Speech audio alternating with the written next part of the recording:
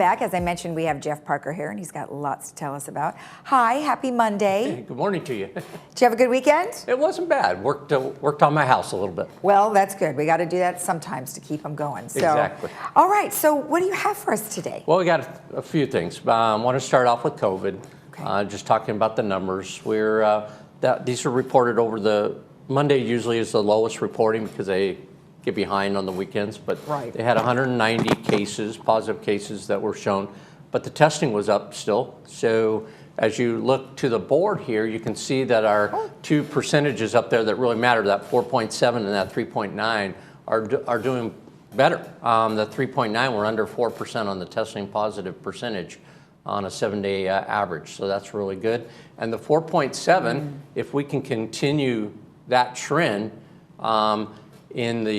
remember it's a 3-week period that they're in these color stratas. There is the potential that the county could go down into that next strata, which is the moderate, and which is between 2 and 4.9. So if we stay at that 4.7 or go lower, that'll be great. In that moderate range. Although we are still married to the governor. In this type of thing. It's not like something Orange County can decide to do on their own, right? Exactly. So they report into the state makes a determination if they've been there. They have to be in that category for 3 weeks, each category. Now they've been in it for about 2 weeks now. So we'll see if that is enough to get them into that next category. We're hoping. Unfortunately, you had one more deaths in the Orange County, which is unfortunate. But good news relative to those percentages, definitely. Absolutely, yeah. And relative to Laguna Woods, still great news. We're still at 49 cases and only 5 deaths, so we've stayed there now for 2 weeks. So that's real consistent, which means we got really over that holiday period that everybody was. The Labor Day, everyone was concerned. So that's real positive that it's moving in that direction. All right.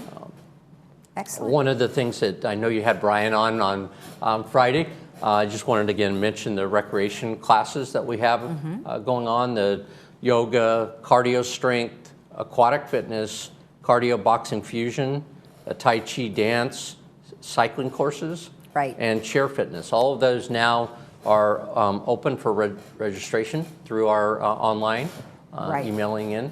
And we have those classes Monday through Friday. And those are going to be held outside. Yes. Right.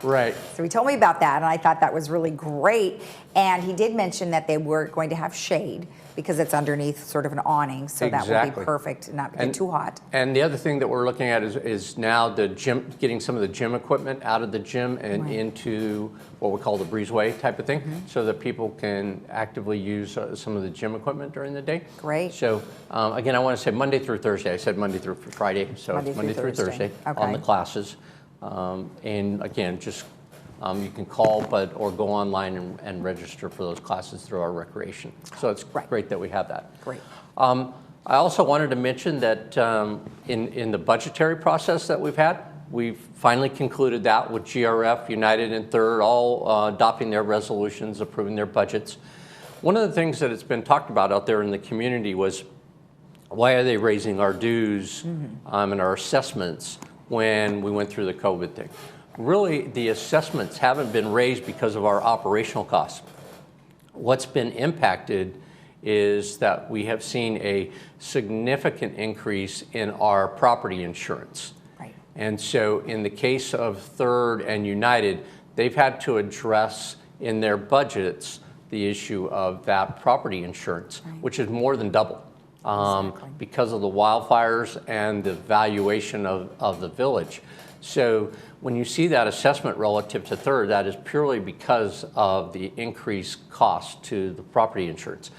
United's base assessment stayed the same, but individuals will see a property insurance bill along with their property tax bill that comes separately in their budget.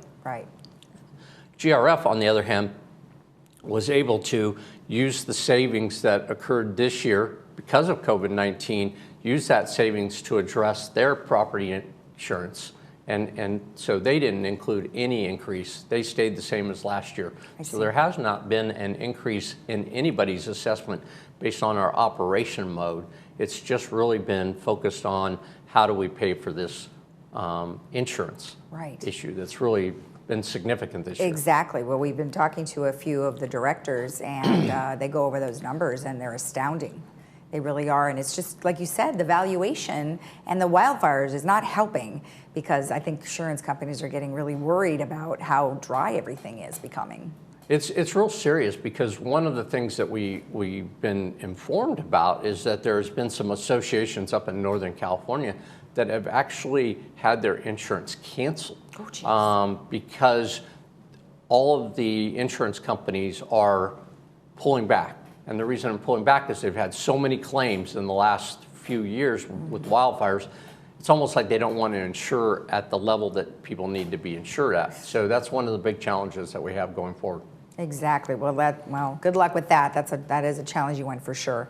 Now, in regards to COVID and reopening, there have been a few people who are upset about it, that we're not moving at fast pace. But of course, you've always come on and said, we're doing it the way we should be doing it because of the governor, and we're trying to follow along based on the fact that we do have some of the highest risk folks here in the community. So I know there was a little bit of a protest. So did you want to address that today? Sure. One of the things is the protest is everybody has a right to have their voice. And I appreciate we're actually going to have a meeting today with some of the individuals who have expressed concerns about where we're standing and why we're doing what we're doing. So we're going to go through and explain where we're at relative to the state, where we're at relative to the county, the regulations, and why the village took additional steps, such as our resolution that all of the boards passed, saying we're going to limit the amount of people that can congregate to 15, so that we don't get into a situation where we have that spread. Success, obviously, at 49-5. We want to keep that. Laguna Woods is one of the lowest percentage-wise, numbers-wise cases in all of Orange County. And I think the residents have been very key to that, and we're very proud that they've been able to communicate that. Having and opening up facilities is the greatest risk. Indoor activities is the greatest risk. Moving towards more and more outdoor activities, we've done it in two areas. We've done it in an area where we opened up some facilities, but gradually wanted to make sure that we could create that social distancing and get people to wear masks and be in that right state for those activities. As we saw those activities work, and that people participated efficiently, then we expanded those activities, which we've done with pickleball, tennis, and all that.